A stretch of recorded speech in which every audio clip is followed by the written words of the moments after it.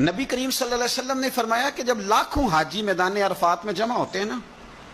میدان عرفات میں کوئی بہت عالیشان بندوبست آج بھی نہیں ہے، آج بھی لوگ چٹائیوں پہ بیٹھتے ہیں، اور اے سی والی بس میں بھی آپ بیٹھ کے جائیں تو پھر بھی کچھ نہ کچھ گرد آپ پڑ ہی جاتی ہے، لیکن لاکھوں لوگ آئیں پر اکٹھے ہو کے آئیں۔ اکیلے اکیلے کوئی میدان عرفات میں جائے اور 9 ذی الحج کے علاوہ جائے تو یہ مقام اسے نہیں ملتا۔ لاکھوں آئے، اکٹھے آئے تو حضرت ابو ہریرہ رضی اللہ تعالیٰ عنہ فرماتے ہیں رب کریم آسمان کے دروازے کھول کے فرشتوں سے فرماتے ہیں ذرا نیچے تو نظر کرو۔